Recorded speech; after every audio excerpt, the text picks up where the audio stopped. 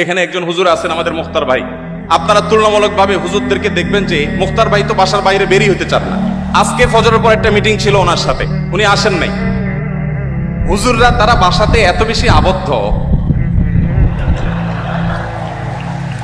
এত বেশি তাদের স্বামী স্ত্রীর মধ্যে বোঝাপড়া এত বেশি। হুজুরদের মধ্যেও যে কিছু ব্যতিক্রম নাই তা না, আমি সেটা স্বীকার করে নিয়েই বলছি। তুলনামূলকভাবে যারা আছে, ভাইকে রশি দিয়ে টেনে বাসা থেকে বের করা যায় না। শুধুমাত্র ভাই কেন, এ রোগের রোগী আমি নিজেও, আমরা সবাই কম বেশি। ভাইরা আমার, যদি দাম্পত্য জীবনে সুখী হতে চান, ভালো করে শুনে রাখুন, দাম্পত্য জীবনে যদি সুখী হতে চান, বুকে জমে থাকা সকল ভালোবাসাকে জমিয়ে রাখুন, কোথাও খরচ করবেন না।